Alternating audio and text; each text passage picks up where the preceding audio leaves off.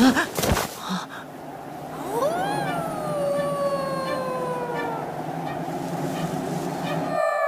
莉，他往城镇那边跑过去了。莉莉完全没有安分下来啊！ Guys, gimana kabarnya? Baik kan? Pasti dong. Kali ini Mimin mau bahas alur cerita dari dongwei yang keren. Ceritanya tentang seorang pemuda biasa-biasa saja yang baru saja lulus kuliah. Ia yang kini sedang mencari pekerjaan nampak kesulitan karena tempat yang ia hendak lamar malah bangkrut. Hingga akhirnya ia secara tiba-tiba mendapatkan panggilan untuk wawancara. Akan tetapi wawancaranya kali ini bukan wawancara biasa. Ia yang dapat ke sana untuk wawancara malah menjadi asisten dewa yang menjaga alam semesta. Oke, daripada penasaran, kita langsung gas ke alurnya.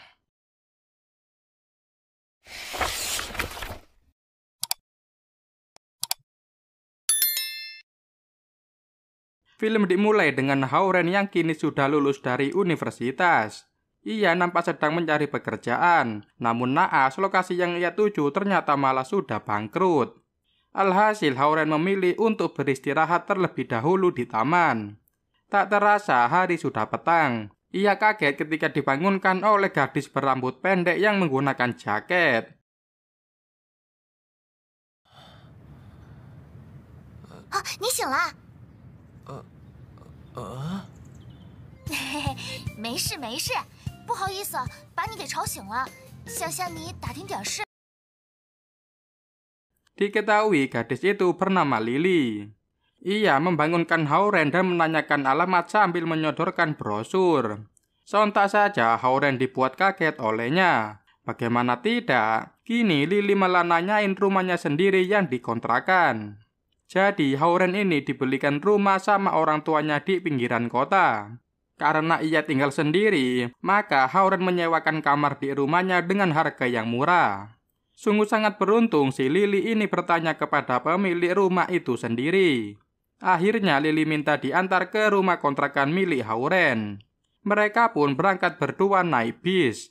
Ketika di jalan, Lily malah ketakutan dan dikira sedang ditipu oleh Hao-Ren. Ia malah mikir kalau dirinya ini bakalan dijadikan bahan makanan atau akan dimutilasi seperti di berita-berita. Mendengar hal itu, Hao-Ren malah bingung dan heran sama ini anak. Dalam hatinya, apa sih ini orang aneh banget, dih? 你知道吗，房东？我可怕被人骗了。这信的也太快了，这孩子没问题吧？ Tak terasa mereka sudah sampai di halte dekat rumahnya Hao-Ren. Mereka pun turun dan jalan menuju ke rumahnya. Akan tetapi, tak sengaja koper milik Lily malah rusak. Bukannya dibenerin, kopernya malah ditendang-tendang sampai makin rusak. Hao-Ren sebagai lelaki sejati, akhirnya menawarkan diri untuk membantu membawanya. Namun ternyata kelaki-lakiannya tidaklah seberapa. Hao-Ren malah gak kuat bawa koper Lily saking beratnya.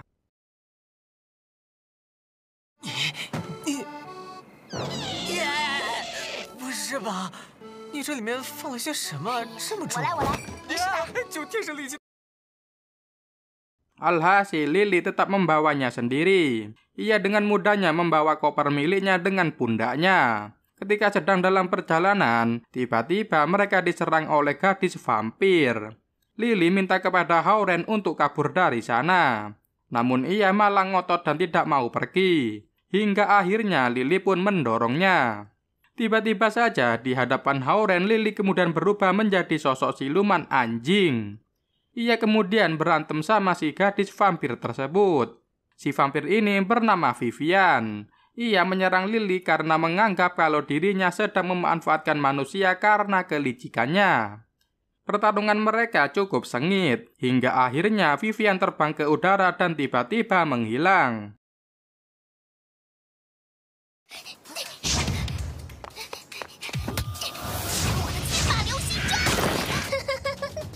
真是有趣的大狗。消失了。 Bukannya pergi, Vivian justru mendatangi Hao-Ren. Entah apa motif dirinya, namun dengan sigap Lily berlari dan menyelamatkan Hao-Ren. Ketika hendak kabur, Vivian dilempari dengan batu bata yang ada di depan Lily. Vivian pun pergi dan pertarungan mereka kini berakhir. Lily kembali berubah menjadi gadis imut berambut pendek. Ia minta kepada Hao-Ren untuk tidak memberitahu kejadian hari ini ke orang lain. Setelah bertarung, kini Hao-Ren mengajak ke rumahnya. Setibanya di rumah, Lily diantar ke kamarnya dan langsung beristirahat karena kecapean seharian nyari alamat palsu. Pagi-pagi Lily teriak dan membuat Hao-Ren kaget. Ternyata ia yang ras anjing malahan takut sama kucing. Hao-Ren menenangkan Lily dan bilang kalau itu adalah kucing peliharaannya yang sering menemaninya. Setelah selesai berurusan dengan kucing, Lily pengen nonton TV buat cek berita tentang rasnya. Namun ternyata TV-nya malah rusak. Tiba-tiba si vampir cantik Vivian kembali datang lagi dan menyerang Lily. Vivian dengan cepat berhasil menangkap Hao-Ren. Akan tetapi ketika menangkap Hao-Ren, ia malah menyuruhnya pergi dan berlindung. Kini Vivian dan Lily kembali berantem di dalam rumah Hao-Ren dengan senggitnya. Pertengkaran mereka berdua sampai-sampai membuat perabotan rumah rusak parah.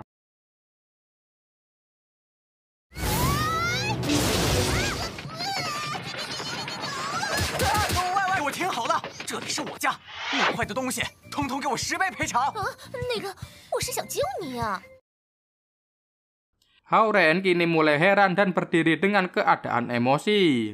Ia menghentikan pertarungan kedua gadis itu dan meminta mereka untuk ganti rugi. Kedua cewek langsung ciut dan minta maaf karena bapak kosnya marah. Setelah ditanyai oleh Hao-Ren, ternyata keduanya datang ke sini untuk ngekos di sana. Mereka berdua ini sama-sama orang yang tidak memiliki tempat tinggal saat ini. Ketika sedang berbicara, Hao-Ren dikejutkan dengan suara dari perut Vivian. Ternyata si vampir cantik ini sekarang sedang kelaparan. Hao-Ren karena kasihan akhirnya membuatkan mereka berdua makanan dan menyajikannya. Sambil makan, Hao-Ren kembali menanyakan alasan sebenarnya dirinya ke sana untuk apa. Ternyata si Vivian ini mau tinggal di sana karena harga kos di sana murah. Hao-Ren yang tidak tegaan kini mengizinkan keduanya untuk tinggal di sana. Mendengar hal tersebut, nampaknya Lily tidak setuju untuk tinggal di sana bersama dengan Vivian. Alhasil keduanya saling terlibat cekcok dan saling ejek. Vivian yang menyebut Lily adalah anjing liar dan dia bukanlah tandingannya. Sontak saja Lily yang mendengar hal itu langsung berdiri dan marah besar. Ia yang memiliki kekuatan fisik luar biasa, menggebrak meja sampai hancur lebur. Mendapati kedua gadis ini sedang berantem, nampaknya Hao-Ren sudah diambang batas kesabarannya. Ia geram dan berdiri di sana sampai Lily takut dan bilang mau ganti rugi. 只会扔板砖的野狗根本不是我高阶血族的对手。你妈谁是野狗？房东，冷静，我会赔给你的。丽丽，你先把这打扫收拾一下。 Setelah keduanya selesai cekcok, Hao-Ren minta Lily untuk membereskan kekacauan yang sudah ia lakukan. Sementara itu, Vivian diajak ke kamarnya oleh Hao-Ren. Vivian nampak senang dengan kamarnya yang luas dan bagus. Namun ia teringat akan tasnya yang masih ada di luar. Bukannya turun lewat tangga, Vivian malah loncat dari jendela lantai 2 sampai bikin Hao-Ren kaget. Sekejap mata, Vivian sudah kembali ke kamarnya. Namun ketika membuka tasnya, ia kaget karena uang terakhir yang ia miliki malah hilang dan berganti dengan daun. Vivian pun nangis karena kini ia tidak memiliki uang sama sekali untuk biaya kos. Karena merasa kasihan dan tidak ingin Vivian kembali tidur di reruntuhan makam lagi, akhirnya Hao-Ren sebagai bapak kos yang baik hati mengizinkan Vivian tinggal terlebih dahulu dan bayar nanti kalau sudah ada uang. Saking senangnya, Vivian sampai menawarkan dirinya yang tinggal di sana sebagai juru masak. Hao-Ren yang mendengar itu kaget dan bertanya-tanya, "Emang kamu bisa masak?" Mereka pun kini kembali turun ke dapur dan Vivian unjuk gigi untuk masak. Ternyata masakannya enak sampai Lily dan Hao-Ren memujinya. Ketika sedang menyantap makanan, tiba-tiba HP Hao-Ren berdering karena panggilan masuk. Lily dengan insting anjingnya langsung berlari mengambilkan HP milik Hao-Ren dengan mulutnya. 真的好吃啊！竟然说不用付房租了呢！我并没有这么说好吗？那手机响了呢。谢谢。工作是不可能这是工作的。谁呀？喂， Ternyata telepon itu adalah panggilan interview di perusahaan perdagangan dan harus datang jam 2 siang ini. Hao-Ren awalnya menolak karena tidak sempat. Dirinya kini berada di pinggiran kota. Namun orang di telepon malah marah-marah dan minta datang lalu menutup teleponnya. Akhirnya Hao-Ren tetap berangkat naik bus yang jelek. Ia turun di jalan sesuai dengan arahan yang diberikan sebelumnya. Setelah turun dari bis, ia langsung dapat telepon dari orang perusahaan itu. Hao-Ren diminta untuk menempelkan tangannya ke selembaran yang ada di tiang. Orang itu kemudian meminta Hao-Ren untuk melihat ke utara, selatan, barat, dan timur. Kemudian di akhir ia diminta untuk melihat ke atas. Hao-Ren sontak kaget karena melihat sesuatu yang melayang di udara. Orang di telepon menjelaskan kalau itu adalah perusahaan perdagangan yang akan memperkerjakannya. Ia diminta untuk memastikan kalau tidak ada orang di sekitarnya. Hingga akhirnya ia dipandu dan diberitahu kalau dirinya akan terbang ke sana. Tak butuh waktu lama, dalam sekejap Hao-Ren sudah berada di depan pintu besar perusahaan tersebut.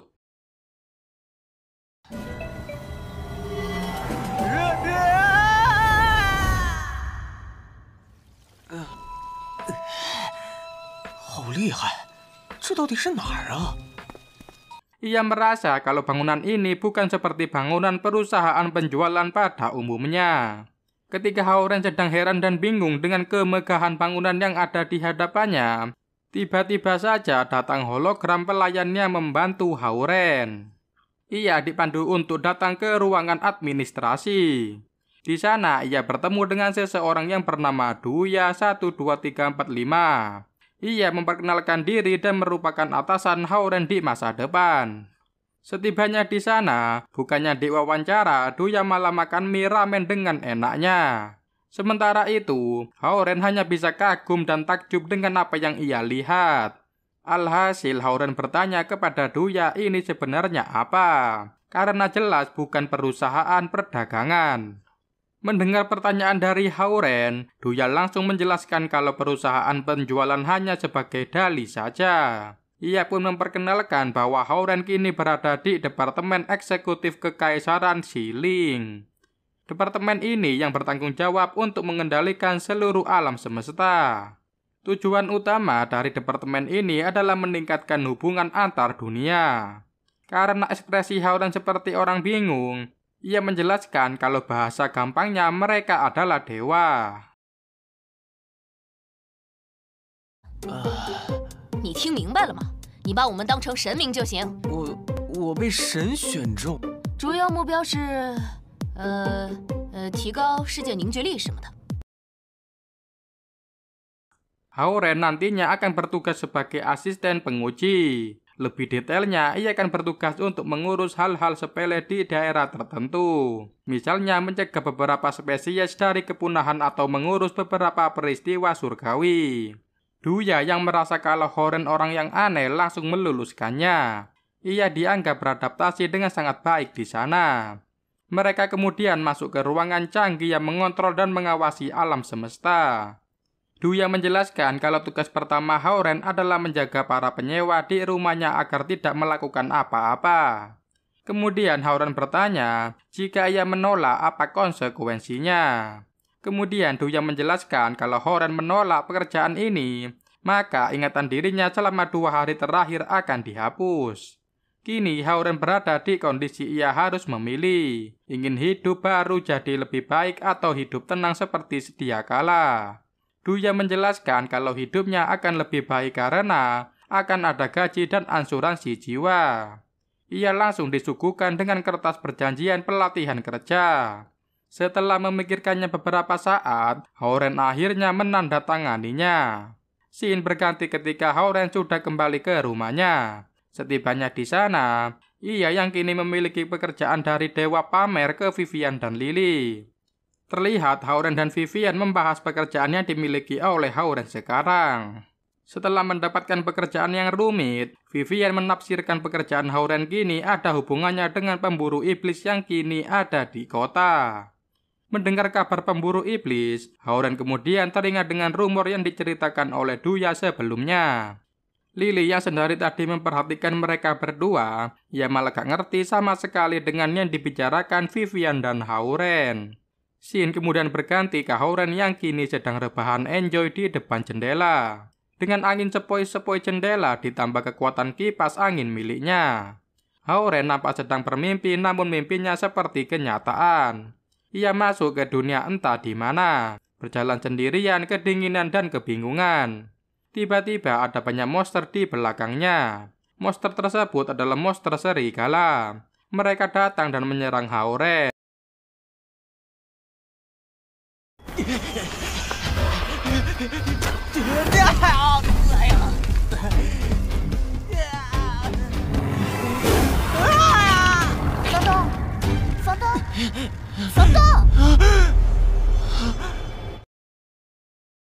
Ternyata itu hanyalah mimpi belaka. Namun anehnya di tangan Hao-Ren ada bulu serigala. Hao-Ren kemudian mengajak Lily dan Vivian. Mereka bertiga kaget karena itu nampak bukan bulu serigala biasa. Vivian mencoba mengeceknya namun tidak ada sihir hitam di bulu itu. Lily juga mencoba mengenduskan namun bulu itu berbeda dengan bulu serigala yang ia kenal.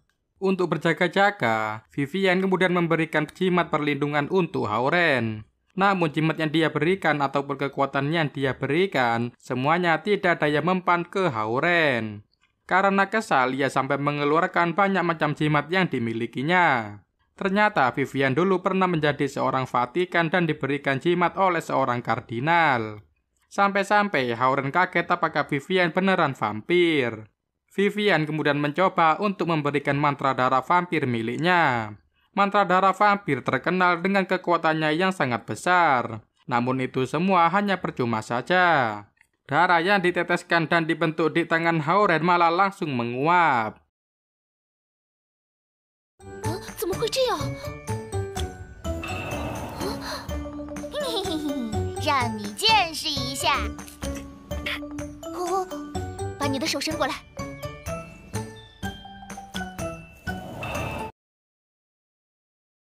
Vivian mencoba kekuatannya ke Hao-Ren tapi tidak mempan. Seharusnya ia kini mengantuk dan tertidur.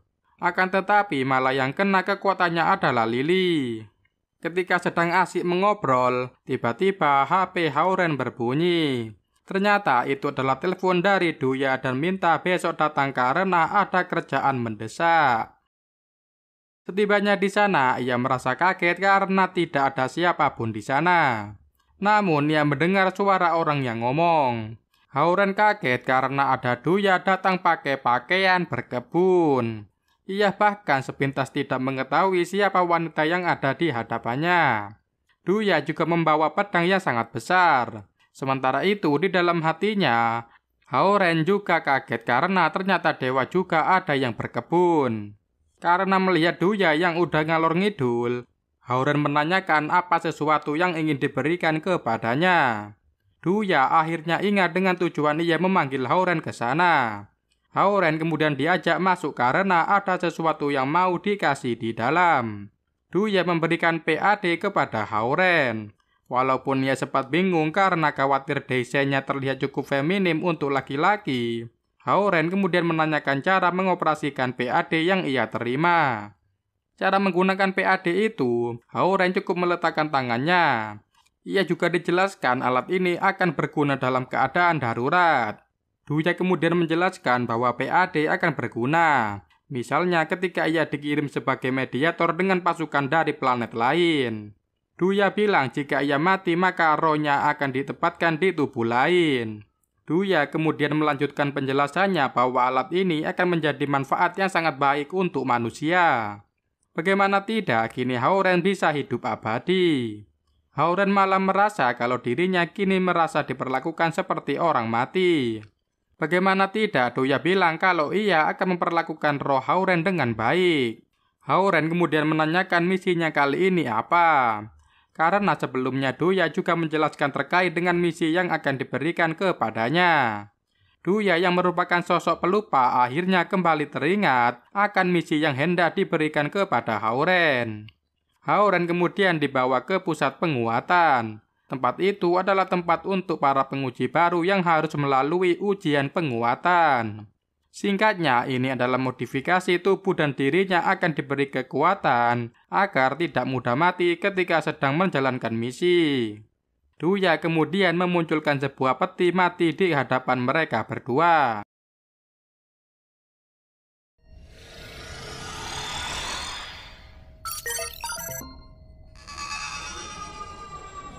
哎呀，大男人哪那么多废话？快进去！我不，你这是欺诈！这叫请求。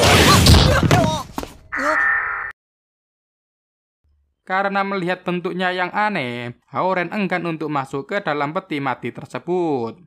Karena ngotot tidak mau masuk, alhasil ia dipaksa untuk masuk ke dalam peti itu. Ketika sudah masuk, Duya baru menjelaskan bahwa dirinya akan mendapatkan beberapa suntikan elemen. Hauren hanya bisa teriak menolak semua yang terjadi kepadanya saat ini. Peti mati itu kemudian berputar-putar, mengapung kemudian disetrum hebat sampai teriak panas. Sementara itu, Duya merasa ada yang salah dengan yang terjadi pada Hauren.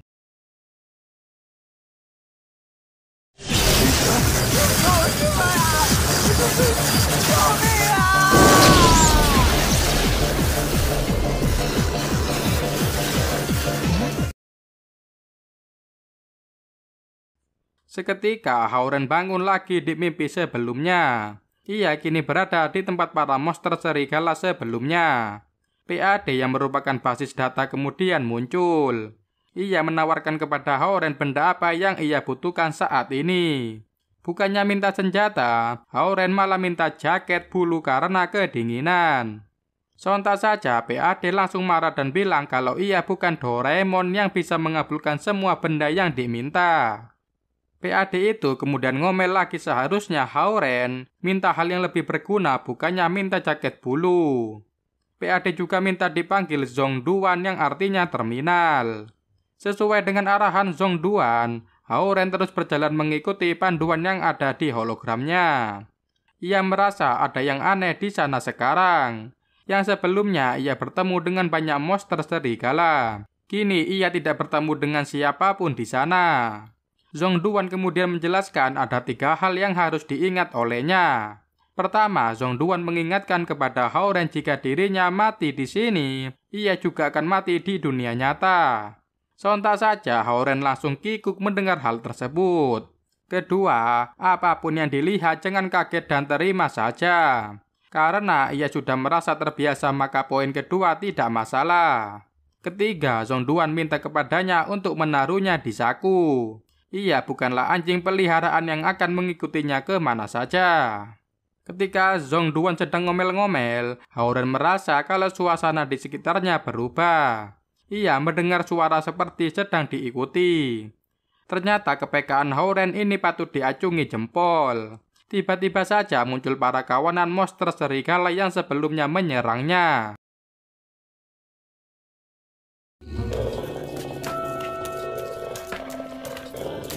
那怎么办？这命硬怼吗？放心，等你快死的时候，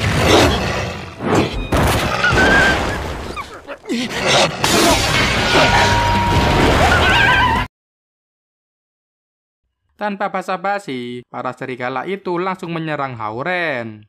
Mereka mengelilinginya dan langsung menyerangnya. Namun ia melihat refleks yang kuat. Hauren mampu memukul beberapa serigala yang menyerangnya. Ia kemudian juga mendapatkan perisai yang melindungi dirinya secara otomatis ketika mendapatkan serangan.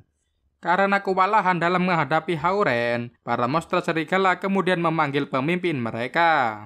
Seketika itu juga di atas bukit muncul pimpinan serigala yang ukurannya lebih besar daripadanya. Ia kemudian kabur dari sana dan berlari sejauh mungkin. Ketika tiba di lokasi yang tidak ada rerumputan, Hauren dibuat jatuh oleh pimpinan serigala. Ia kemudian langsung diterkam. Hampir saja Hauren dibuat mati olehnya. Beruntung ia memiliki perisai yang bisa aktif secara otomatis ketika mendapatkan serangan.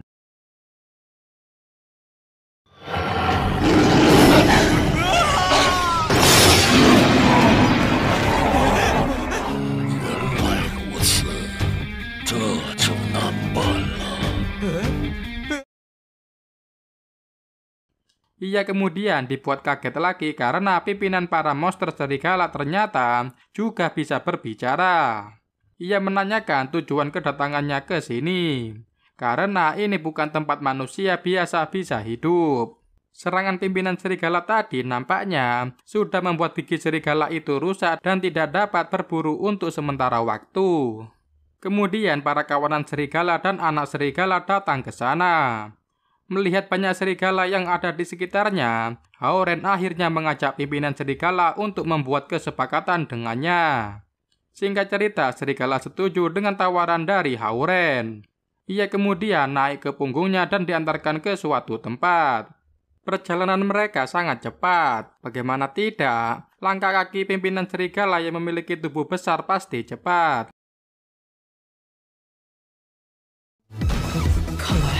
每个世界的人类都是一样的呀。你不也是人类吗？只是拖这么多东西很麻烦而已。你对这个世界的人类国度印象怎么样？ Mereka akhirnya tiba di suatu tempat. Sebelum pergi, pimpinan serigala memintanya untuk menepati janji dan Hauren pun menjawab kalau ia akan menepati janji dan akan kembali lagi ke sini. Kini ia sudah tiba di sebuah gubuk kecil.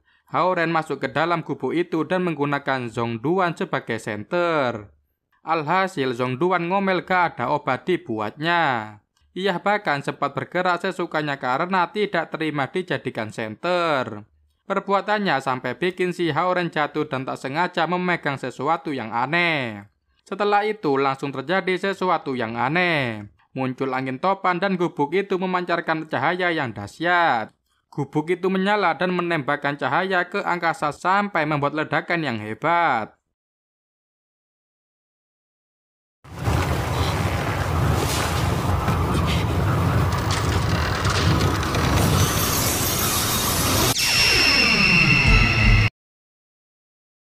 'Shin berganti ke Lily yang sedang mereban anjing jalanan yang ia temukan. Ketika ia bersin, si anjing itu lari. Tak sengaja ia menabrak orang yang lewat dan langsung minta maaf. Lily merasa aneh karena ia merasa kalau dirinya menabrak dengan kuat namun orang itu tidak jatuh. Sementara itu, Vivian sedang rajin bersih-bersih di rumah dengan alat sedot debu baru yang sangat ia sukai. Ia sedang membersihkan debu sambil bernyanyi karena senang. Namun Vivian dikagetkan oleh kedatangan Lily. Lily yang datang ke sana langsung menanyakan apa yang sedang dilakukannya. Seperti biasa, kalau mereka sudah bertemu pasti bakalan cekcok hebat meributkan hal yang tidak penting. Shin berganti ke Duya yang sedang menunggu Hauren. Seperti biasa, ia nunggu sambil makan mie ramen kesukaannya. Ketika sedang menikmati mie ramennya, kini Hauren telah datang kembali ke peti mati yang sebelumnya mengirimkannya ke dunia lain. Hauren yang datang ke sana langsung ngomel-ngomel dan merasa kesal. Ia kemudian menanyakan dunia apa yang sudah didatanginya barusan.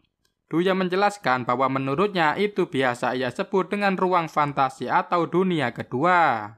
Ia seperti biasa kembali dengan membawa bulu serigala. Hauren mencoba menanyakan kepada Duya, namun ia tidak tahu dan akan mencoba mengeceknya terlebih dahulu. Ketika sudah keluar dari pintu, Duya bilang kepada Hauren untuk bersiap-siap. Ia ingin Hauren pergi ke Eropa untuk menerima penyewa baru di rumahnya. Ia juga minta untuk mengajak kedua ciwi-ciwi yang ada di rumahnya. Hauren yang protes tidak bisa apa-apa lagi karena Duya sudah membelikannya tiket untuk berangkat ke Eropa bertiga. 3张机票。把你们家那俩愉快的小伙伴也一起带过去吧，说不定能帮上忙。这不行吧？喂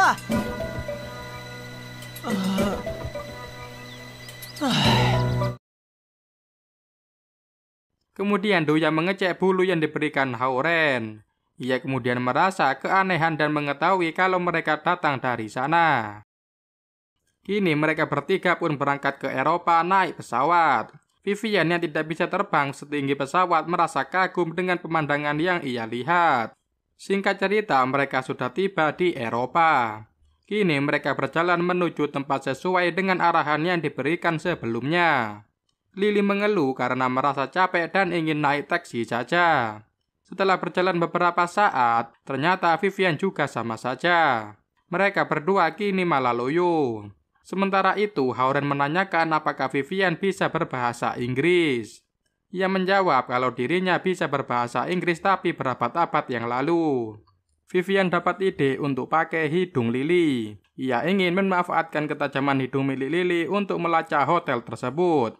Awalnya Lily nampak sangat malas karena harus menjadi pelacak. Namun Hao-Ren tidak kalah akal. Ia bilang kalau makanan hotel pasti enak-enak. Sontak saja mendengar makanan, Lily langsung semangat dan gercep untuk segera tiba di sana demi menyantap makanan enak.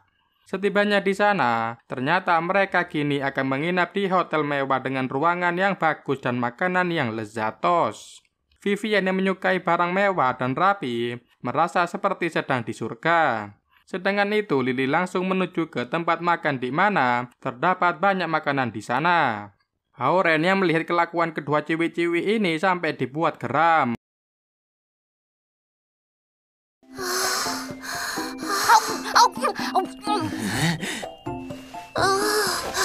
太幸福了！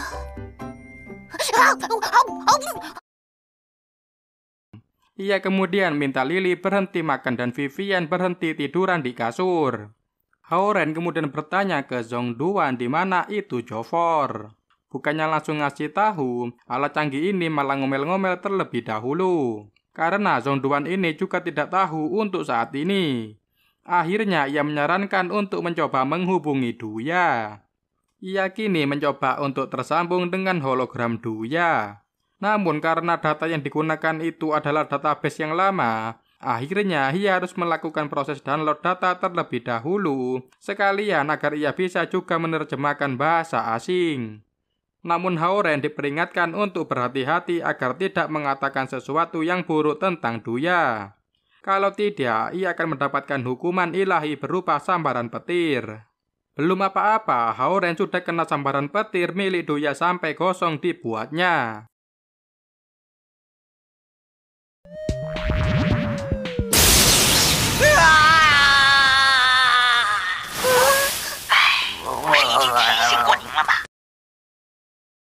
Vivian mengirim sihir kelelawar miliknya untuk mengecek lokasi sekitar. Ia merasa ada yang aneh dengan hotel ini. Secara tiba-tiba datanglah Nangong yang merupakan orang Cina. Hao-Ren menanyakan apakah Nangong tahu tentang Yorfor karena baru di sana. Nangong bilang kalau Yorfor sedikit yang tahu di sana, karena tempat itu merupakan lokasi yang sudah sepi berabad-abad. Di sana terdapat banyak reruntuhan kastil dengan luas 10 km. Ia juga mewanti-wanti kepada Hao-Ren kalau mau ke Yorfor harus berhati-hati. Hal tersebut karena sering ada hantu kedayangan di sana. Scene berganti ke Vivian dan Hao-Ren yang kini sedang berada di balkon kamar hotel. Vivian kini sedang fokus dan merasa kalau di hotel ini ada pemburu iblis. Ia bilang kalau dirinya bisa membuktikan kalau Nangong pemburu iblis tersebut. Namun ia masih membutuhkan sesuatu. Mereka tiba-tiba dikagetkan oleh Nangong yang ternyata ada di balkon kamar sebelah. Vivian kaget karena Nangong memperkenalkan dirinya sebagai pemburu iblis. Namun mendengar Nangong yang memperkenalkan diri sebagai pemburu iblis, Vivian malah ngajak istirahat dan akan mencari pemburu iblis asli besok. Ia bilang kalau pemburu iblis tidak pernah ada yang memperkenalkan diri secara terang-terangan. 请允许我重新介绍，在下南宫，工作是驱魔，是个猎魔人。今天就先睡了，洗洗睡吧。喂，你给我等一下！ Mendengar perkataan dari Vivian, Nangong tidak terima dan berteleportasi ke pagar balkon Hao-Ren. Akan tetapi, ia malah hampir jatuh karena perbuatannya sendiri. Beruntung ia masih bisa diselamatkan oleh Hao-Ren yang memegang kakinya. Scene kemudian berganti ke kamar Hao-Ren. Kini Nangong ingin membuktikan dirinya kalau ia benaran pemburu iblis. Setelah berhasil meyakinkan Vivian, ia kemudian menanyakan siapa mereka sebenarnya. Karena tidak mungkin ada manusia bisa mengetahui York dan ingin pergi ke sana. Singkat cerita, mereka sudah sepakat untuk pergi bersama ke York. Nangong menentukan bahwa mereka akan pergi besok ke York jam 6 pagi. Kini tinggal Vivian, Lily dan Hao-Ren saja di sana. Hao-Ren menanyakan alasan Vivian menyetujui kalau Nangong akan pergi bersama mereka bersama. Vivian kemudian bilang kalau ia memang mencurigai Nangong yang akan menyerang mereka ketika lengah. Namun ia memiliki prinsip untuk mengawasi dari dekat lebih mudah daripada dari kejauhan. Ia juga mencurigai Nangong bahwa targetnya mungkin merupakan si pengontrak baru yang sedang mereka jemput. Scene berganti keesokan harinya. Mereka berempat naik kereta bersama. Lily yang hanya memperdulikan makan, ia merengek minta makan terus kepada Hao-Ren. Ketika sedang duduk di dalam gerbong, kemudian muncul berita Joford di TV. Di sana ada seorang reporter yang mewawancarai bapak-bapak tentang York. Ia menjelaskan panjang kali lebar kali tinggi tentang York. Kemudian di akhir, reporter itu bilang karena desakan dari rakyat, kini pemerintah Inggris akan memberi hadiah besar untuk siapa saja yang berhasil memecahkan masalah York yang sudah meresahkan ini. Mendengar ada hadiah yang dipatok, Vivian malah jadi semangat untuk pergi ke sana karena ada hadiah besar yang menantinya. Singkat cerita, mereka sudah tiba di sekitar York. Kini mereka berempat hendak menginap di hotel dekat sana. Namun kini mereka bertemu dengan bapak-bapak yang ada di TV tadi. Ternyata bapak itu adalah resepsionis hotel. Kondisi yang sudah lelah, mereka harus menerima pahitnya harapan. 不是是吧？的，辛辛苦苦跑来这里，竟然没地方住。那请问这附近有？真是不巧，已经客满了，实在非常抱歉。 Ternyata kamar hotel di sana sudah penuh dan tidak tersisa kamar kosong. Namun karena si bapak ini merasa kasihan sama mereka, akhirnya disiapkan kamar untuk mereka beristirahat. Keesokan harinya, mereka bertiga akan berangkat ke stasiun luar angkasa Kuiper. Mereka akan berteleportasi dari depan rumah Hao-Ren. Setibanya di stasiun luar angkasa, mereka disambut oleh gadis pemandu di sana. Hao-Ren dengan ekspektasinya yang tinggi akan stasiun luar angkasa, di mana akan bertemu banyak makhluk luar angkasa, harus dipatahkan karena stasiun luar angkasa kini sangat sepi. Gadis pemandu kemudian menjelaskan karena ini hanya merupakan stasiun penghubung. Singkat cerita, mereka kini sudah tiba di pesawat luar angkasa nomor 883. Pesawat ini merupakan pesawat yang berukuran sedang. Mereka bertiga masuk ke dalam pesawat karena sudah waktunya mereka berangkat. Di dalam pesawat, mereka bertemu dengan hologram pilot yang akan membawa mereka ke tujuan dengan kecepatan 10.000 km per jam. Ketika sedang asik di perjalanan, tiba-tiba pesawat sedikit bergoyang. Ternyata ada musuh yang melesat dengan cepat. Kapten tidak mau kalah dengan pesawat yang merupakan musuh bebuyutannya. Kini kedua pesawat luar angkasa ini malah balapan sambil senggol-senggolan. 终于让我等到这一刻了，小的们，今天要大获全胜啊！真是的，要不要这么不靠谱啊？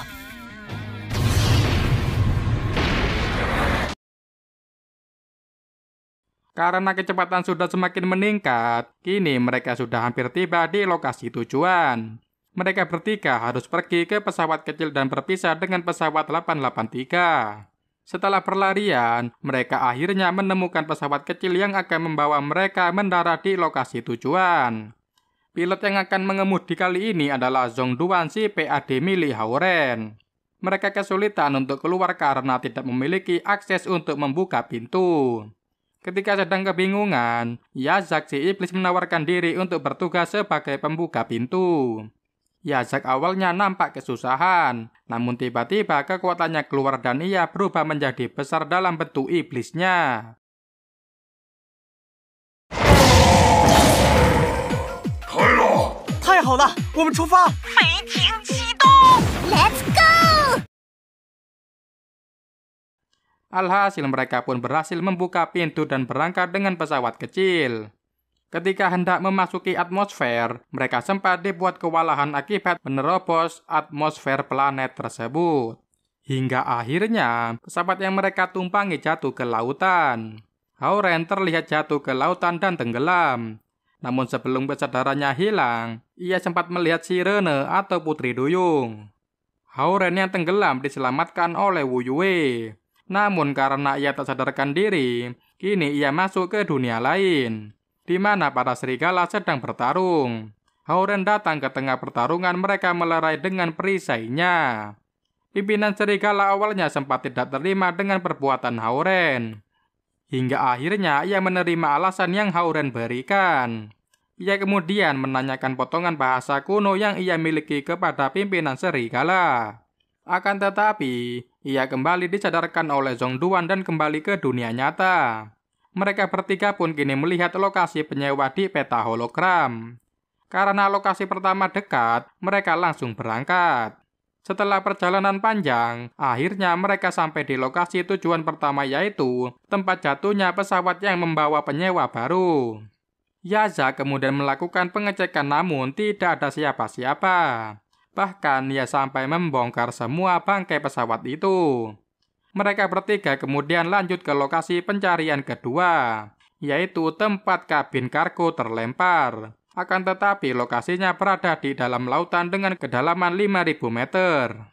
Wu Yue tanpa basa-basi langsung loncat ke lautan. Ia menawarkan satu orang yang boleh ikut. Alhasil Hauren yang pergi. Kekuatan Wu Yue mampu membuat Hauren mampu bernafas di dalam air. Ia menciptakan semacam gelembung yang menempel ke tubuh Hauren. Tak butuh waktu lama, mereka kini menemukan kabin kargonya. Namun setelah dilakukan pengecekan ke dalam kabin kargo, mereka tidak menemukan apa-apa di sana.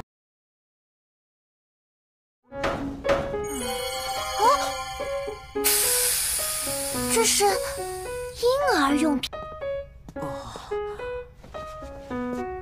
空气供给、温度都在正常范围。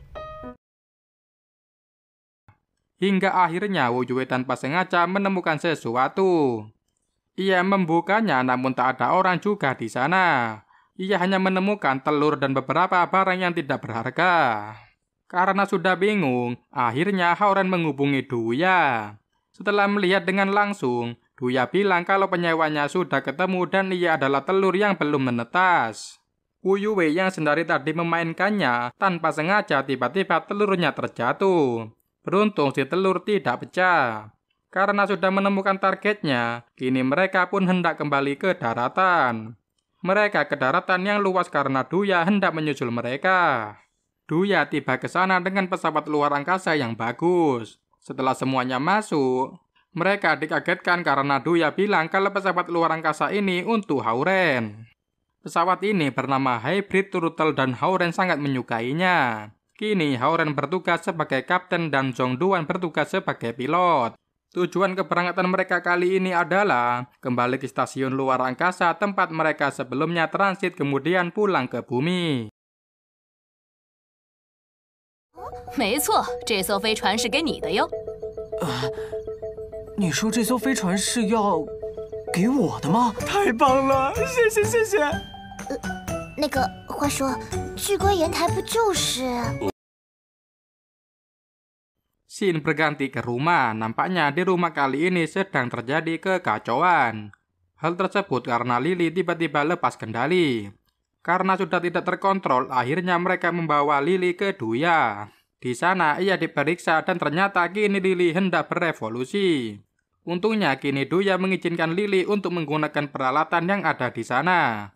Alhasil Lily kembali menjadi normal lagi. Hauren minta mereka semua untuk pulang dan ia akan laporan dulu ke Duya.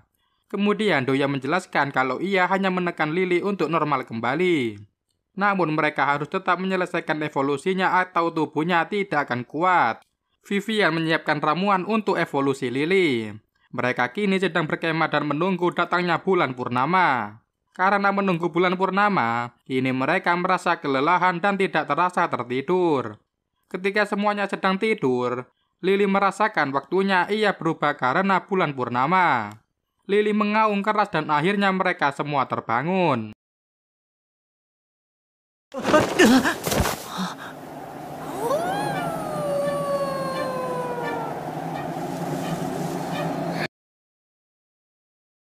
Ternyata semua sudah berada di luar menyaksikan evolusi dari Lily. Ia yang kini tidak memiliki kesadaran nampak sangat kuat dan ganas. Hingga akhirnya Lily berubah menjadi anjing husky besar. Awalnya ia merupakan Lily yang baik hati, namun ia nampak kehilangan kesadaran dan menjadi tidak terkendali. Ramuan yang dibuat Vivian nampak tidak berdampak apa-apa kepadanya. Hingga akhirnya Lily berlarian ke pemukiman warga. Lily， 他往城镇那边跑过去了。莉莉完全没有安分下来啊！ Beruntung mereka membawa Wu Yue yang memiliki nyanyian sihir kuat dan bisa membuat Lily tenang dan kembali ke wujud manusianya. Sementara itu terlihat ada 2 orang yang mencurigakan di kejauhan yang ingin memanfaatkan evolusi Lily. Hingga akhirnya mereka semua membawa Lily kembali ke rumah. Setibanya di rumah, Hao-Ren menidurkan Lily di kursi. Namun secara tiba-tiba dan tidak disadari oleh Hao-Ren, mereka kedatangan tamu tak diundang. Seseorang datang dan memukul leher belakang Hao-Ren sampai ia pingsan. Ternyata mereka berdua kini menculik Lily. Alhasil Lily terbangun di tempat yang entah di mana ia berada.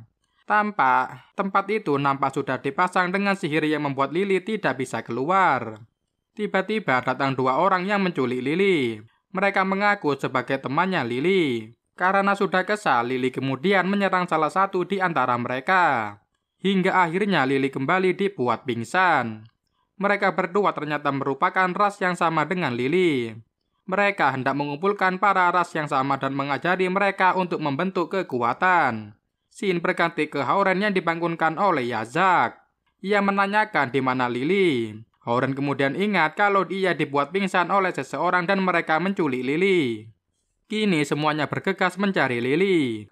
Berdasarkan kelelawar milik Vivian, kemungkinan besar Lily kini berada di pabrik pembuatan baja.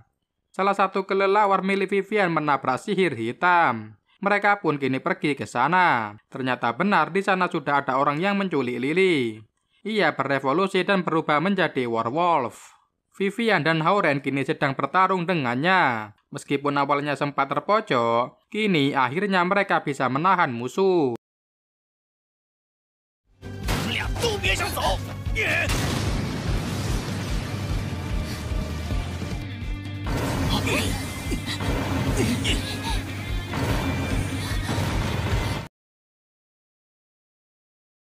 Sementara itu, Yazak malah bertemu dengan orang yang sedang memainkan mahjong. Mereka malah bermain mahjong bersama. Shin kembali ke Hao-Ren yang sedang bertarung. Ia kini sudah berhasil masuk ke dalam pabrik yang sudah tutup itu. Di dalam pabrik, ia sudah ditunggu dan disambut oleh musuh. Kini Hao-Ren hanya bisa bertahan dan berlari. Ia akhirnya ditegur oleh Zhong Duan untuk bertarung. Walaupun ia sebelumnya adalah manusia biasa, kini dirinya sudah mendapatkan penguatan tubuh yang signifikan. Walaupun terus bertahan dan bersembunyi, kini Hao-Ren dapat menemukan Lily. Namun ketika hendak keluar, ia dihadang oleh musuhnya yang kini sudah berevolusi jadi bentuk setengah serigala. Mereka sempat bersih tegang karena salah paham. Kedua werewolf ini merasa kalau Lily dipaksa oleh mereka untuk tinggal di sana. 那就先把他们给解决了。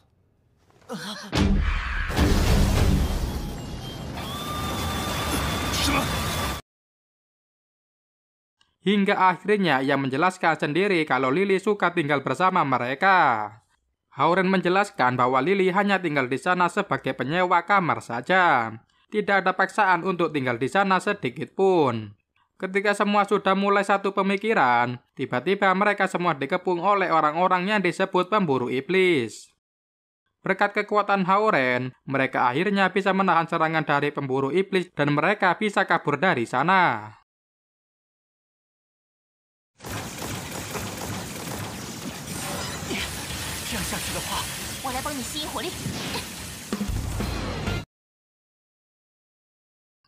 Alhasil mereka semua bekerja sama dan bisa keluar dari sana. Namun para pemburu iblis tidak mudah menyerah. Mereka terus menyerang, hingga akhirnya werewolf yang bertarung bersama hampir kalah. Sang kakak terkena tembakan dan si adik tidak terima. Ia kemudian menyerang mereka dengan keadaan emosi. Hingga akhirnya si adik harus tertusuk pisau dan setengah badannya menjadi beku. Ketika hendak dibunuh, datang Houren yang ingin menyelamatkan mereka. Kemudian datang juga Lily yang kini sudah memiliki kekuatan besar. Alhasil mereka kini berhasil kabur dari sana.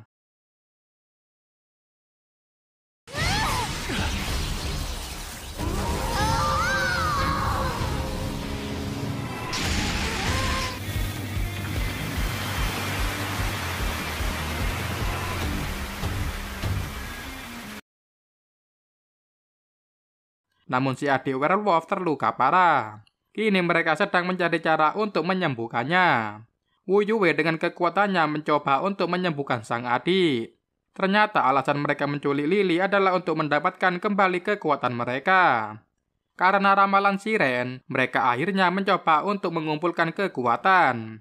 Tak terasa sang adik sudah berhasil disembuhkan. Namun mereka kembali mendapatkan serangan. Nampaknya si pemburu iblis masih belum menyerah untuk membunuh mereka. Hingga akhirnya si pria besar Yazak marah dan maju. Ternyata serangan pisau milik pimpinan pemburu iblis tidak mempan terhadapnya. Pisaunya langsung melepuh dan menghilang bagaikan abu yang terbang di bawah angin. Si pemimpin pemburu iblis pun sempat kabur, namun ia terkena jebakan milik Yazak dan berhasil tertangkap. Yazak hanya minta ia untuk menjadi orang baik dan berhenti membunuh ras lain. Namun ia tetap ngotot hingga akhirnya Yazak menyentil keningnya sampai terlempar. Tiba-tiba datang para pasukannya, namun justru malah berhasil dilumpuhkan. Hingga akhirnya anggota pemburu iblis menjadikan Wu Yue sebagai sandera.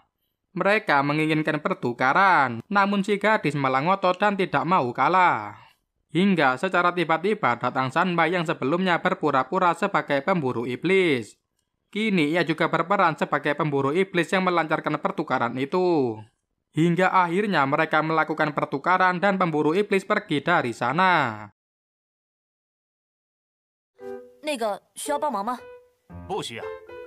那好吧，那么再会。好。那么成交？ Scene berganti ke rumah Houren. Ternyata si Sanba yang berpura-pura menjadi pemburu iblis adalah kakak dari Wu Yue. Namun ia berbeda dengan Wu Yue. Sanba hanya manusia biasa karena orang tua mereka adalah manusia yang menikah dengan siren. Ketika sedang asik ngobrol, tiba-tiba ada orang yang datang dan mengetuk pintu. Sanba membuka pintu dan mendapati dua werewolf bersaudara yang datang ke sana. Sontak saja Sanba langsung bersiap untuk melakukan pertarungan. Nampaknya ketiga orang ini sebelumnya sempat terlibat perselisihan. Alhasil Yazak turun tangan dan semuanya bisa berlutut dan meminta maaf.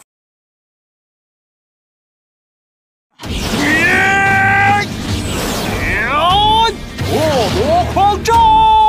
住手！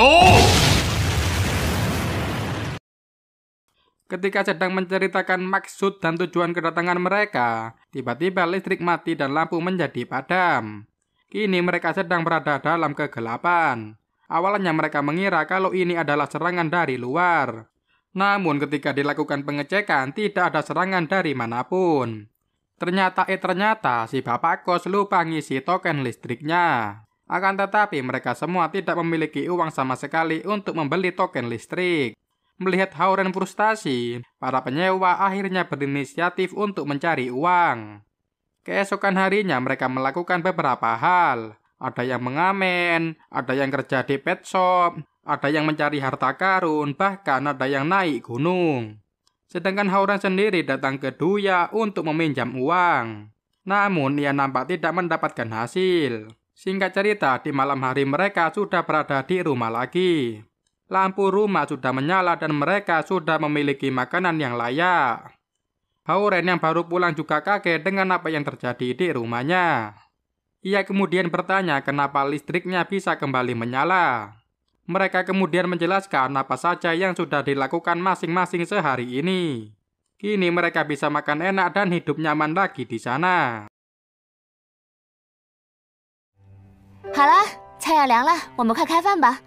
今天我可是大显身手了。哦，还有这个，嘿，锵锵锵！哦，这个是，这是我做的蛋糕。 Namun Hauren merasakan ada sesuatu yang salah. Ia mendapati keadaan darurat dan tidak menemukan telur penyewanya. Ternyata si penyewa kelimanya ini ditaruh di belakang oleh Wu Yue. Dan kini sedang direbus oleh Lily. Dan cerita pun bersambung. Gimana guys, apakah kalian suka dengan cerita si bapak kos yang tidak biasa ini? Ia yang sebelumnya seorang manusia biasa sedang mencari pekerjaan. Namun tiba-tiba menjadi bawahan dewa dan menjadi bapak kos bagi beberapa ras yang ada di bumi. Dari manusia serigala, vampir, putri duyung, iblis, bahkan telur putri duyung dari planet lain kini berada di rumahnya. Namun endingnya itu telur malah direbus. Kita gak tahu gimana nasibnya. Dirinya yang lemah tak berdaya kini memiliki kekuatan fisik dan pertahanan yang sangat kuat. Namun sampai akhir Mimin belum menemukan si Hauren ini menggunakan kekuatannya dengan serius. Mimin jadi penasaran banget dengan kekuatan si Hauren yang sebenarnya. Jika ia bertarung dengan serius, akan seperti apa ya kira-kira kekuatan asisten dewa ini?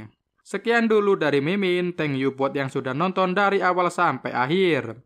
Jangan lupa like jika kalian suka, komen pendapat kalian tentang donghua ini. Dan kalau ada yang mau ngasih saran anime atau donghua yang ingin Mimin review, silakan bisa komentar di atas, di bawah. Nanti Mimin bakalan bagi-bagi hadiah buat yang sudah ngasih rekomendasi judul bagus buat di review. Oke, see you next video, bye-bye.